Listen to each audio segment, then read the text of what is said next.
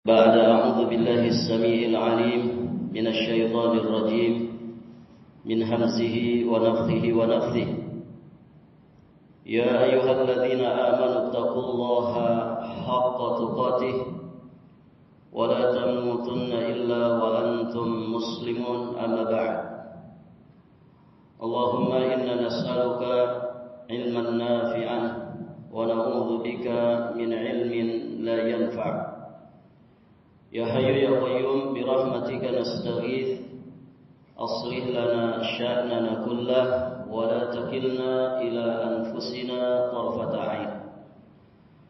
Para hadirin jamaah rahimani wa rahimakumullah.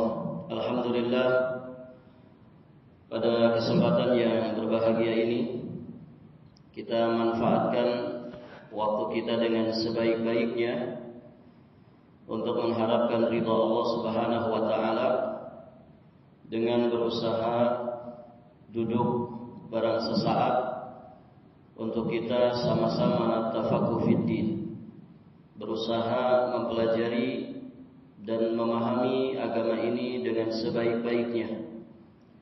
Semoga apa yang kita amalkan di malam hari ini, sebelumnya juga setelahnya, mendapatkan ridha Allah Subhanahu wa taala dan juga memudahkan langkah dan jalan kita menuju surga Allah Subhanahu wa taala. Karena Nabi sudah menyampaikan tidak ada jalan termudah menuju surga kecuali belajar agama.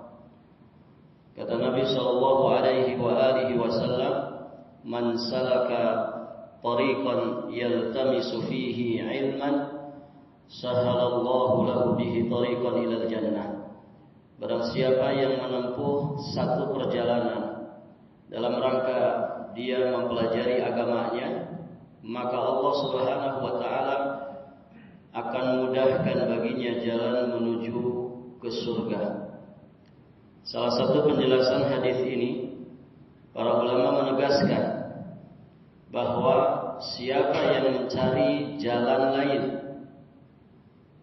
yang dia sangka mengantarkan dirinya kepada surga selain daripada jalan menuntut ilmu agama, maka kata para ulama, faqad salaka aqsara tariq, maka sungguh dia telah menempuh jalan yang sulit menuju surga.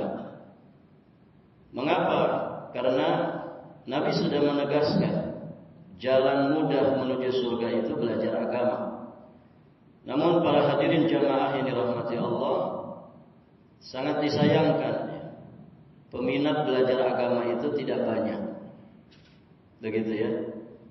Kemudian hadirin jamaah yang dirahmati Allah, manusia lebih cenderung belajar ilmu dunia dibandingkan dengan belajar ilmu agama. Bahkan sebagian terang-terangan dia tidak mau banyak belajar ilmu agama karena dia takut hidupnya menjadi tidak bebas, hidupnya menjadi terkekang, terpenjara, banyak tahu yang haram-haram. Akhirnya dia tidak bisa merasa merdeka, tidak bisa merasa bebas di dalam menjalani kehidupannya. Tentu anggapan semacam ini anggapan yang batin, anggapan yang tidak keluar kecuali dari orang-orang yang menuruti hawa nafsunya. Maka hadirin jamaah yang dirahmati Allah, duduk di majelis ilmu itu nikmat yang sangat besar. Kalau kita gali semua fadilah belajar agama, duduk di majelis ilmu, apalagi kita duduknya di masjid Allah Subhanahu wa taala, di rumahnya Allah Subhanahu wa taala, ini luar biasa fadilahnya. Satu saja yang kemudian seharusnya menjadi daya tarik bagi kita untuk bisa hadir duduk di majelis ilmu, ya bersabar-sabar paling tidak sampai 1 jam, begitu ya. Ada satu fadilah yang kata Nabi sallallahu alaihi wasallam, orang yang duduk belajar agama itu maka la yastaghfir lahu man fis samawati wa man fil ard hatta al-hitan fi jawfil bahr. Kata Nabi sallallahu alaihi wasallam, sungguh benar-benar akan memohonkan ampun bagi orang-orang yang belajar agama itu siapapun yang ada di langit. Yang ada di langit siapa, Pak? Para malaikat. Ada berapa jumlahnya malaikat itu? Banyak sekali. Langit itu 7 lapis. Tidak ada satupun jengkal, kata Nabi, di langit melainkan ada malaikat yang beribadah kepada Allah.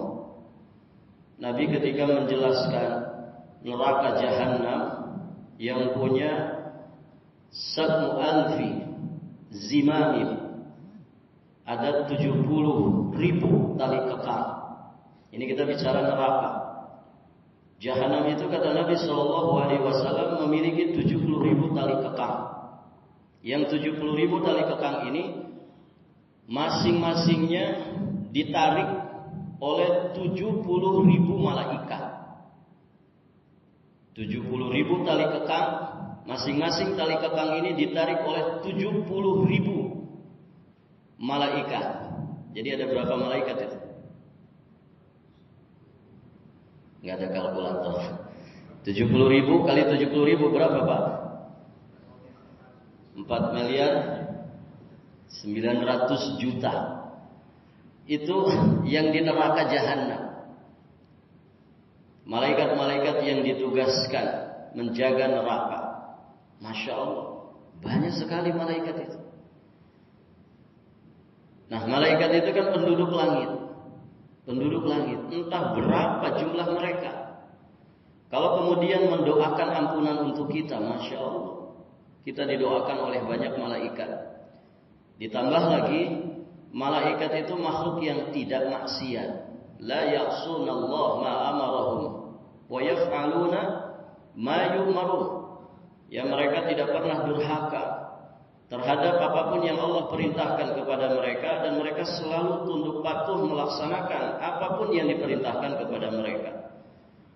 Para hadirin jamaah yang dirahmati Allah, kalau kita dapat doa dari sesama kita, sesama manusia, siapapun dia, sesoleh apapun dia manusia, bisa salah, bisa lupa, bisa berbuat dosa, bisa berbuat maksiat. Maka kalau berdoa belum tentu diijabah. Tapi kalau malaikat yang berdoa, Masya Allah, pasti diijabah. Kemudian siapapun yang ada di muka bumi ini juga memohonkan ampun untuk para penuntut ilmu agama. Yang ada di muka bumi ini selain manusia adalah binatang-binatang, tumbuh-tumbuhan. Mereka itu makhluk Allah yang bertasbih, tunduk patuh kepada Allah Subhanahu wa taala sesuai dengan keadaan mereka. Walaupun kita tidak ngerti bagaimana ketundukan mereka itu kepada Allah, tapi yang jelas mereka sama-sama ada di bumi Allah Subhanahu wa taala. Mereka juga makhluk yang tidak maksiat.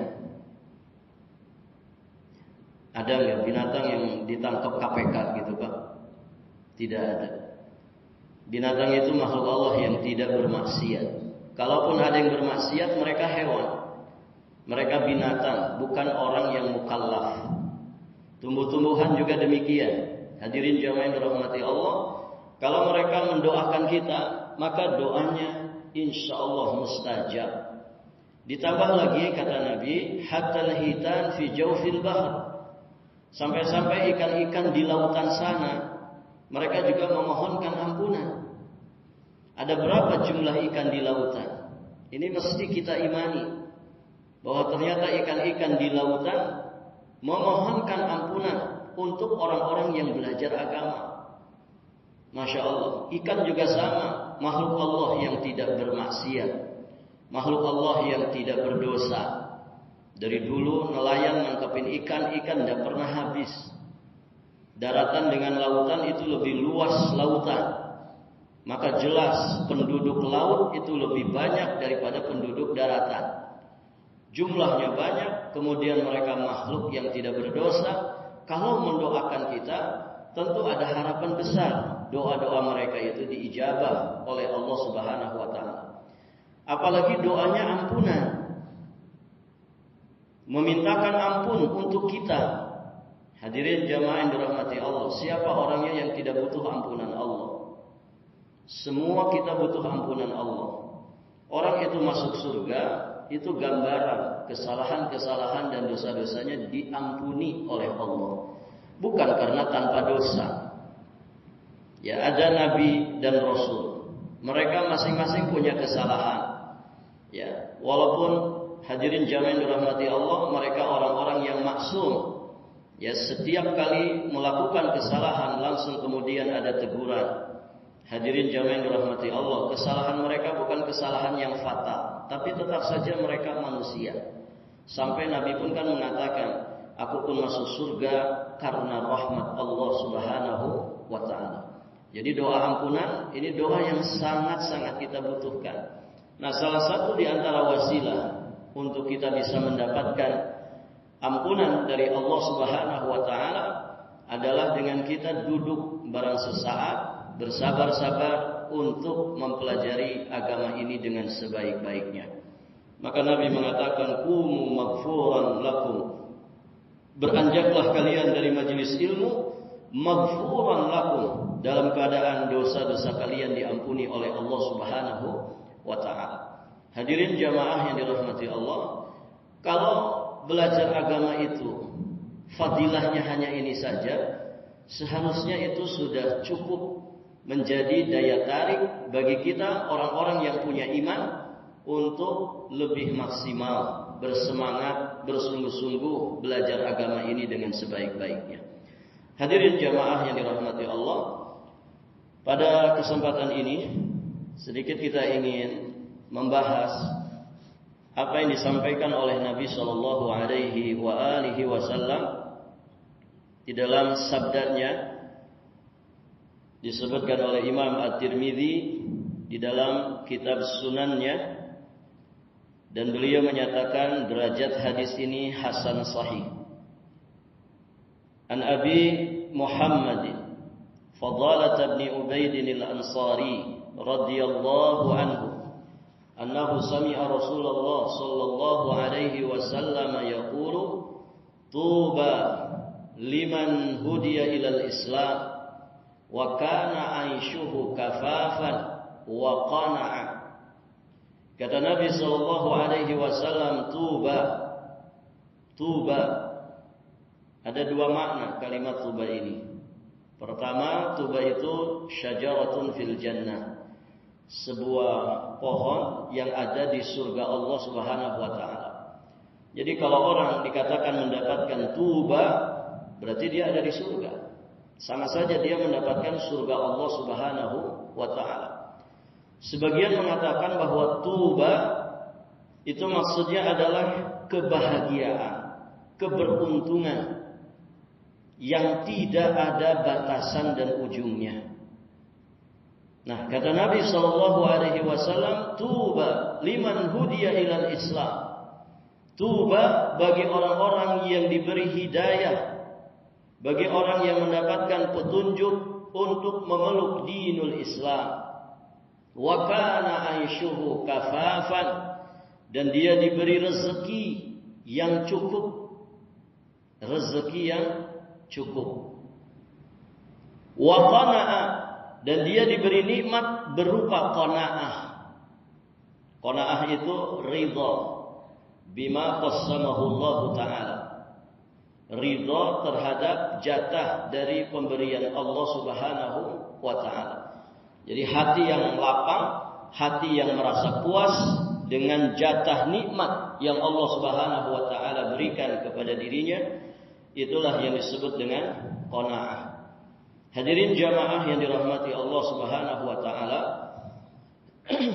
dari hadis yang mulia ini jelas sekali Nabi menegaskan 3 nikmat yang sangat besar yang semestinya menjadi perhatian kita, untuk kita syukuri jika kita mendapatkannya, dan untuk kita perbaiki jika nikmat yang ada pada diri kita tersebut belum kita maksimalkan dengan sebaik-baiknya. Di sini Nabi Shallallahu Alaihi Wasallam menyebutkan bahwa nikmat pertama yang beliau sebut adalah nikmatul Islam. Sehingga dari sini para ulama menegaskan bahwa hidayatul Islam min a'zami ni'amillahi ta'ala. Hidayah Islam itu adalah seagung-agungnya, sebesar-besarnya nikmat Allah Subhanahu wa ta'ala. Jadi kalau orang mendapatkan dunia seluruhnya tanpa mendapatkan nikmat Islam, sejatinya dia belum mendapatkan nikmat yang sesungguhnya. Nikmat paling tinggi, nikmat paling besar hanyalah nikmatul Islam. Itulah yang disebut dengan fitrah oleh Nabi sallallahu alaihi wasallam. Di dalam sebuah hadis yang sering kita dengar, kullu maulud yuladu 'alal fitrah fa abawahu yuhawidanihi aw yunassiranihi aw yumajjisanihi. Kata Nabi sallallahu alaihi wasallam, setiap yang terlahir ke alam dunia ini dia terlahir dalam keadaan fitrah. Maka kedua orang tuanya lah yang menjadikan dia seorang Yahudi, seorang Majusi, seorang Nasrani. Di sini Nabi menyebutkan, Nabi tidak menyebutkan kedua orang tuanya lah yang menjadikan dia seorang Muslim. Mengapa? Yang disebutkan Nabi Yahudi, Nasrani, dan Majusi. Nabi tidak menyebutkan kedua orang tuanya lah yang menjadikan dia sebagai Muslim. Karena kata para ulama, fitrah yang dimaksud di situ adalah al-Islam. Itu yang ditegaskan oleh Imam An-Nawawi alaihi rahmatullah. Jadi kullu maulud yuladu 'alal fitrah ay 'alal Islam. Mereka dilahirkan dalam keadaan sudah berislam. Islam inilah, kefitrahan inilah yang harus dijaga sebaik-baiknya oleh kedua orang tuanya. Sehingga hadirin jamaah yang dirahmati Allah, kelak ketika anak itu akil, ketika anak itu balik, dan ketika anak itu kemudian semakin beranjak dewasa, semakin tua, dia mampu mempertahankan kefitrahan Islamnya sampai dia mati. Jika demikian adanya, maka berarti dia telah mempraktekkan firman Allah Subhanahu wa taala, wala tamutunna illa wa antum muslimun. Nah, jika kehidupan manusia dengan hidayah Islam seperti ini, hadirin jamaah yang dirahmati Allah, jelaslah bahwa dia telah mendapatkan surga Allah Subhanahu wa taala. Dia akan mendapatkan keberuntungan. Dia akan mendapatkan kebahagiaan yang tanpa ada batasannya. Ini yang seharusnya kita jaga. Karena inilah nikmat yang terbesar. Hadirin jamaah yang dirahmati Allah Subhanahu wa taala. Di poin ini para ulama juga menjelaskan bahwa nikmat Islam ini ketika ada pada diri kita, sejatinya dia menjadi tasliyah, menjadi hiburan ya buat kita di saat mungkin kita merasa banyak sekali harapan di dalam kehidupan kita di dunia ini yang gagal kita capai. Manusia mungkin banyak target yang dia inginkan dalam hidupnya, banyak cita-cita yang mungkin dia ingin capai dalam kehidupan di dunianya. Namun hadirin jamaah yang dirahmati Allah, ternyata pada faktanya tidak semua apa yang kita cita-citakan itu tercapai. Maka tidak ada masalah ketika dia masih memiliki nikmat Islam. Karena Islamlah segala-galanya. Bukankah penyesalan orang-orang yang mati itu adalah menyesal dan mereka meminta ingin kembali ke alam dunia. Untuk apa? Untuk memperbaiki agamanya. La'alli a'malu salihan fima taraktu. Ya supaya aku bisa beramal saleh yang dulu aku tinggalkan. Fa as-saddaqa wa akum minas salihin. Ya Allah, aku ingin sedekah dan aku ingin jadi orang saleh. Mereka semuanya ingin ke dunia, ingin memperbaiki Islam yang ada pada diri mereka. Namun hadirin jamaah yang dirahmati Allah, kematian tentu ya menjadi penghalang bagi mereka. Karena penyesalan setelah mati tidak akan bermanfaat. Hadirin jamaah yang dirahmati Allah, Jadi dari sekian banyak nikmat, dari sekian banyak harapan dan cita-cita, maka yang satu ini tidak boleh terluput dari diri kita. Bagaimana kita menjaga kefitrahan Islam kita, kemudian istiqamah di dalam meningkatkan kualitasnya sampai nanti kita berjumpa dengan Allah Subhanahu wa taala. Jika Islam ini kita praktekkan secara kafah, maka kita akan menjadi manusia yang paling selamat, manusia yang paling bahagia.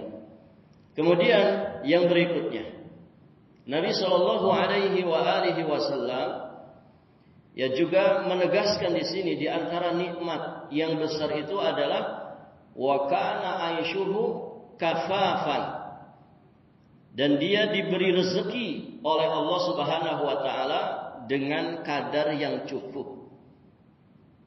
Rezeki yang cukup itu bagaimana, Pak? Standar kecukupan itu apa? Tentu masing-masing orang punya standar.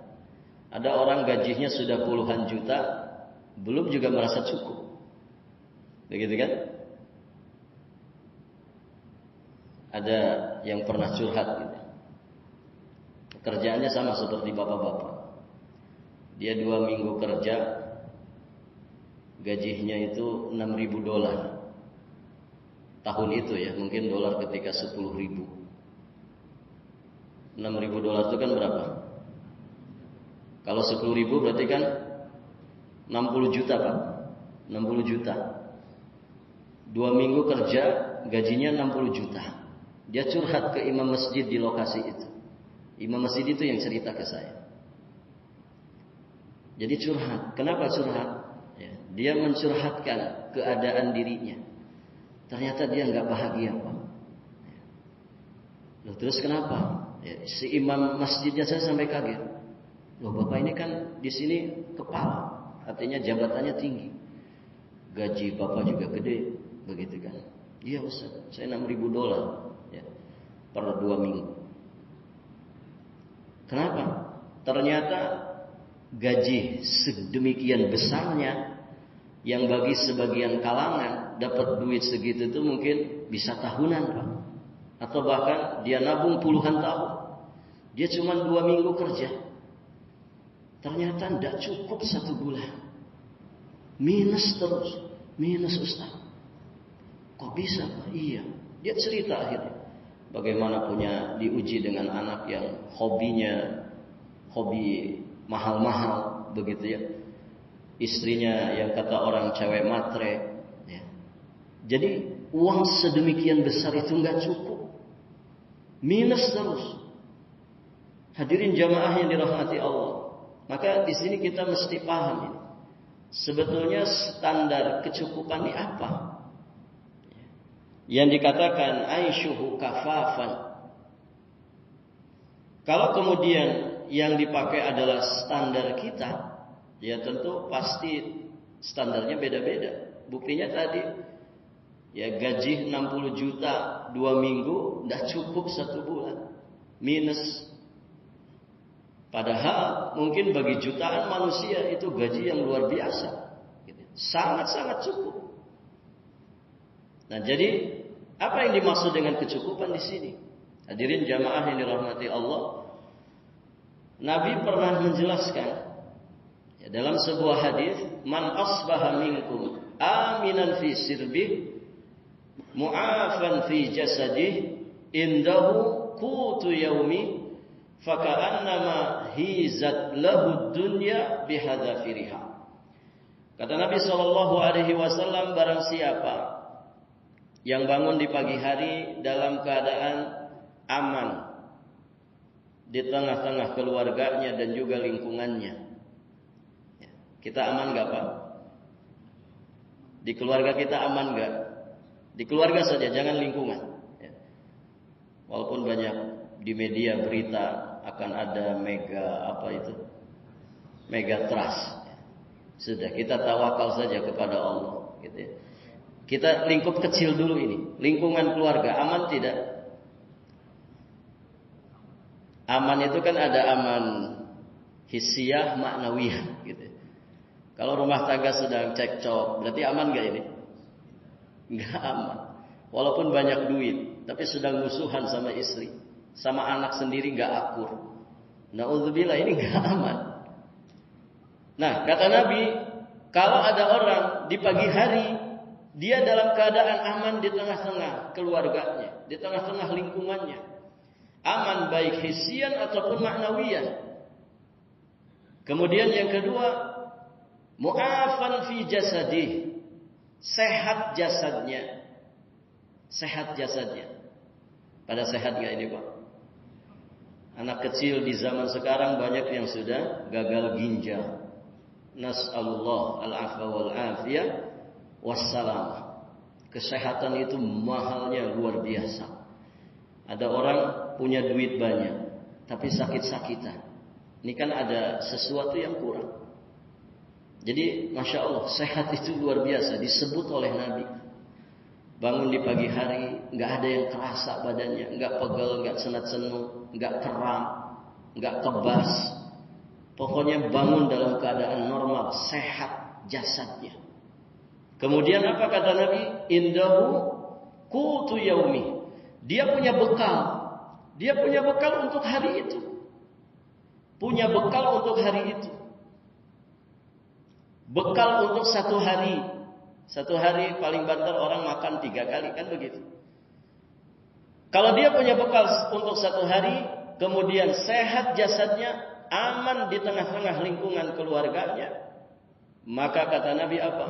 Faka'annama hizat lahud dunya bihadafiriha. Maka seolah-olah dunia itu dikumpulkan seluruhnya untuk dirinya. Masya Allah. Ini standar kecukupan versinya Nabi. Bukan versinya hawa nafsu kita. Kalau orang punya 3 ini di pagi hari, sudah, dunia terkumpul semuanya kepada. Begitu ya. Sebagian orang, para jamaah, ketika dikurangi jaminan kesehatannya saja, uring-uringan. Gitu. Padahal, para hadirin, justru seharusnya kan, ya, jangan mau kita sakit. Gitu. Kalau bisa nggak usah dipakai itu jaminan kesehatan. Kalau dipakai berarti kita sakit. Maka para hadirin jamaah yang dirahmati Allah, ini kalau 3 perkara ini kita dapat, dunia ini seolah-olah dikumpulkan untuk kita semua. Nabi menyebutkan dia punya bekal untuk hari itu. Siapa di antara kita yang bekalnya hanya untuk hari ini saja? Ada Pak? Bapak-bapak di sini mungkin punya bekal bisa buat 5 tahun, 7 tahun ke depan. Artinya kalaupun nggak ngapa-ngapain, dari bekal itu masih bisa tercover. Masya Allah. Nabi menyebutkan untuk hari ini saja. Jadi kalau besok nanti kita bangun, berarti bekal untuk hari apa? Besok hari apa ini? Hari Sabtu. Kalau kita punya bekal untuk hari Sabtu saja, itu sudah cukup. Kenapa Nabi menyebutkan qutu yaumi? Bekal pokok untuk hari itu. Karena hari esoknya belum tentu milik kita. Ya kan? Siapa yang bisa jamin? Orang sehat. Ada orang sehat bisa jamin besok masih hidup? Tidak ada. Ada orang selesai futsal besoknya bangunnya di alam kubur. Padahal malamnya futsal sama teman-temannya. Badminton. Begitu. Sehat afiat. Enggak, medical check up-nya bagus. Ternyata mati juga. Nggak ada. Orang kaya, apa bisa jamin besok masih hidup? Dengan harta kekayaan, nggak ada jaminan. Maka begitu simpelnya standar kecukupan menurut Nabi. Dia punya bekal untuk hari itu. Kemudian sehat jasadnya. Apalagi tadi? Apalagi Pak tadi? Aman di tengah-tengah keluarganya dan juga lingkungannya, maka dunia itu dikumpulkan semuanya untuk dirinya. Kita ini Pak dikasih macet dikit saja, uring-uringannya minta ampun, semua disalahkan. Balikpapan kan sekarang macet, oh semua disalahkan. Ini gara-gara wali kota, gara-gara menteri, gara-gara ini. Uring-uringan, padahal puluhan tahun Balikpapan nggak macet, nggak pernah disyukuri. Hanya macet beberapa saat saja. Nah ini manusia, gitu ya. Selalu kemudian menuruti hawa nafsunya, susah untuk hidup tenang, susah untuk hidup bahagia. Maka hadirin jamaah yang dirahmati Allah, kalau kita dikasih rezeki yang cukup, maka kata Nabi Shallallahu Alaihi Wasallam, ya, sesungguhnya dia itu telah mendapatkan tuba, ya, dia mendapatkan kebahagiaan, mendapatkan keberuntungan. Barakallahu fikum. Ditambah satu lagi, wa qana'a, dia mendapatkan nikmat yang disebut dengan qanaah. Qanaah itu hadirin jamaah yang dirahmati Allah tadi, ya, ridha bima qassamahu Allah azza wa jalla.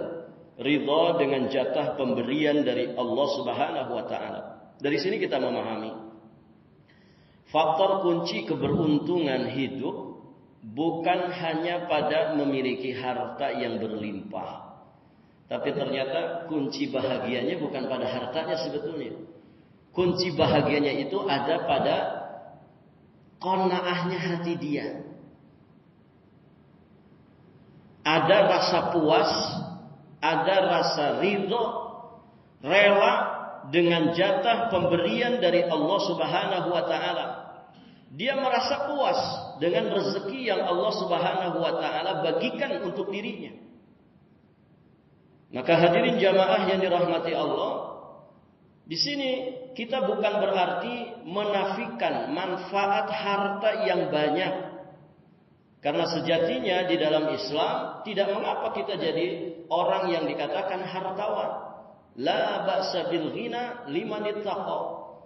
Tidak mengapa dengan kekayaan itu selama orangnya bertakwa.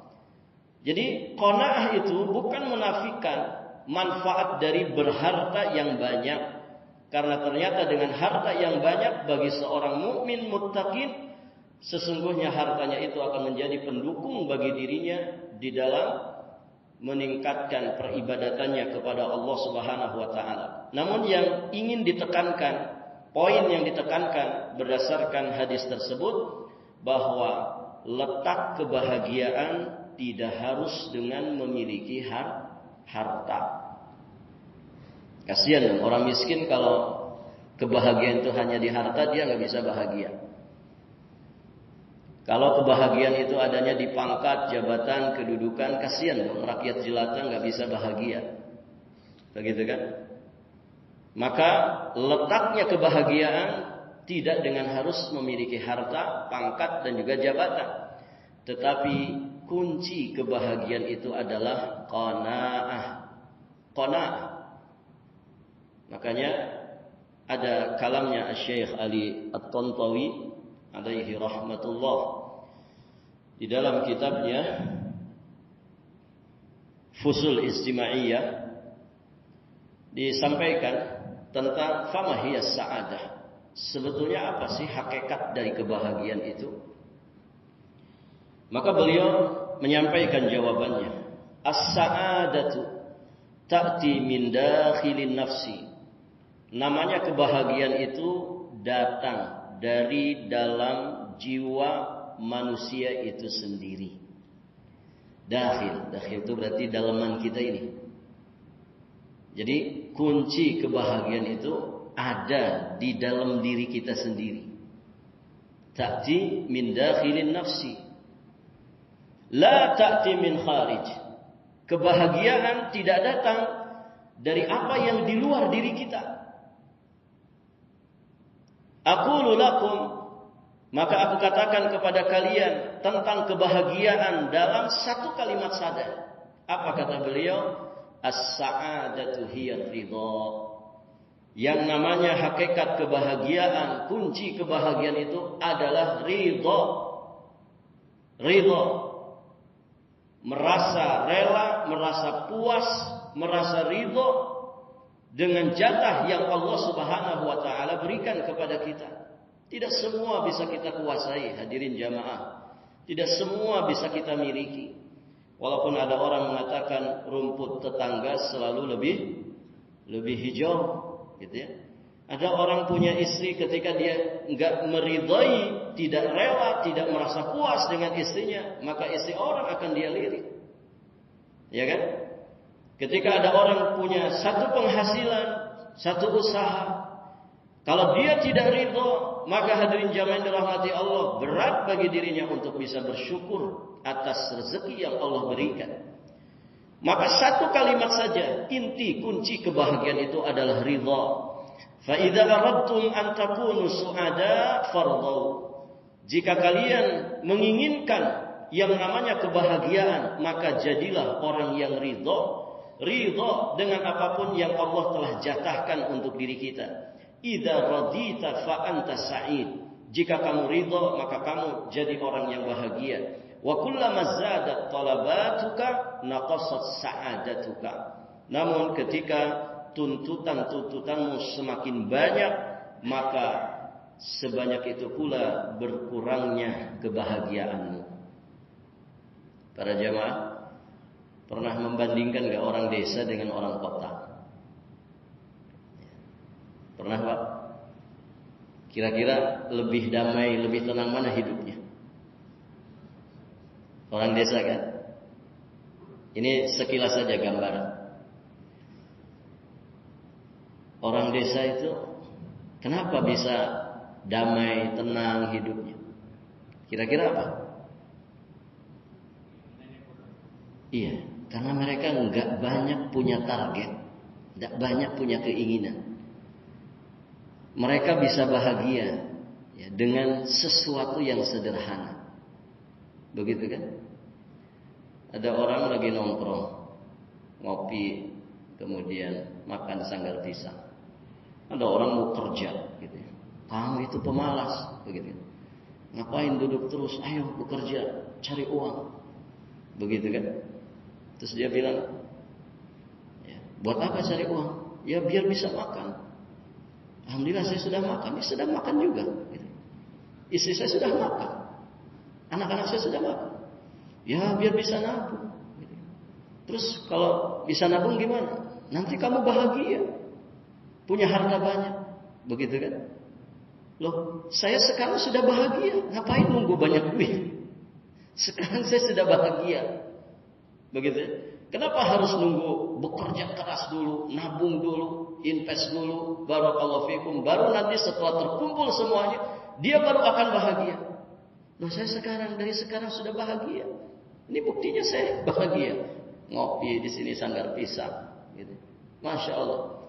Ini sekedar cerita, hadirin jamaah yang dirahmati Allah. Tapi begitulah, ya, betapa sebetulnya orang bahagia itu bukan dari luar diri kita. Bahagia itu ada yang ada di dalam diri kita sendiri. Itulah ridho.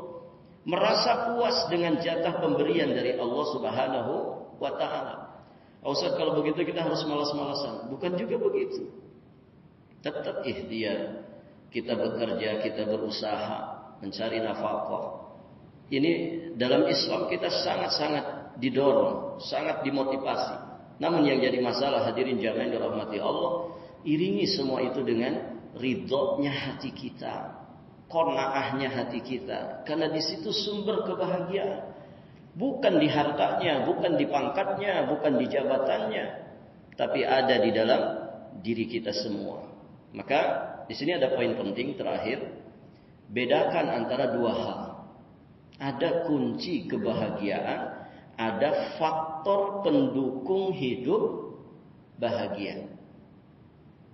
Bisa dipahami ini? Ada kunci kebahagiaan, ada faktor pendukung hidup bahagia. Yang kita cari yang mana nih Pak? Orang kan kebanyakannya fokusnya ke faktor pendukung. Dia lupa kuncinya. Harusnya kita fokus dulu ke kuncinya. Kalau kuncinya sudah dapat, sudah bahagia sejatinya. Maka hadirin jamaah yang dirahmati Allah, rumah yang nyaman, kendaraan yang nyaman, ya kasur yang empuk, istri yang cantik mungkin, begitu ya. Barakallahu fikum, makanan yang enak, itu hanya faktor pendukung kebahagiaan. Kunci bahagianya, hadirin jamaah yang dirahmati Allah, ada pada diri kita masing-masing. Itulah ridho, itulah qanaah, merasa puas dengan jatah pemberian dari Allah Subhanahu wa ta'ala. Maka hadirin jamaah yang dirahmati Allah, cintailah, ridhoilah apa yang Allah berikan, anugerahkan kepada kita. Insya Allah kita mudah bahagia. Mencintai apa yang dimiliki oleh orang lain, sejatinya itu kiat paling efektif untuk orang itu susah bahagia. Dan ini justru yang dilakukan banyak manusia, selalu melihat orang yang di atas dalam urusan dunia. Sehingga nikmat Allah yang sudah besar yang ada pada dirinya dia remehkan. Ya, kalau sudah diremehkan, tentunya dia tidak bisa bersyukur kepada Allah Subhanahu wa taala.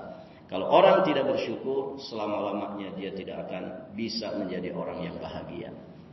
Hadirin jamaah yang dirahmati Allah, itu saja sedikit yang bisa disampaikan. Mudah-mudahan menjadi tazkirah bagi kita semua untuk bisa benar-benar menjalani hidup ini dengan hati yang lapang, apapun rintangan, hambatan, tantangannya, ya, dan apapun keadaan kita, ya. Karena kalau hati kita sudah lapang, ridho dengan jatah pemberian dari Allah Subhanahu wa taala, maka insya Allah, ya, orang itu kalau hatinya lapang, dia akan menjadi orang yang tenang. Dan orang yang tenang batinnya itu sejatinya kunci keselamatan. Ya. Ketenangan batin, ya, dengan ridho Allah Subhanahu wa taala, ini juga yang harus kita pertahankan sampai nanti kita mati, sehingga nafsu kita menjadi nafsul mutmainnah, yang kemudian itulah panggilan malaikat kepada diri kita saat kita dicabut nyawa. Ya ayyatuhan nafsul mutmainnah, irji'i ila rabbiki radiyatan maradiyah, fadkhuli fi ibadi wadkhuli jannati. Nafsul mutmainnah, jiwa yang tenang. Wahai jiwa yang tenang, itu panggilan malaikat kepada orang-orang beriman, kepada orang-orang yang istiqomah di atas iman dan Islamnya sampai dia dicabut nyawa itu. Jiwanya tenang, itu yang menjadi ciri khasnya. Wahai jiwa yang tenang, kembalilah. Irji'i ila rabbik, kembalilah menuju Rabbmu. Radiyatan mardiyah, dalam keadaan ridha dan engkau diridhai Allah. Masya Allah. Hadirin jamaah yang dirahmati Allah, ini yang mungkin banyak hilang pada manusia di masa-masa sekarang ini. Ya, orang sudah tidak lagi punya ketumakninahan. Semuanya serba tergesa-gesa, semuanya serba terburu-buru, semuanya menjadi hiruk pikuk dan kekacauan di mana-mana. Ya. Barakallahu fikum. Hadirin jamaah yang dirahmati Allah, semoga yang sedikit ini bermanfaat.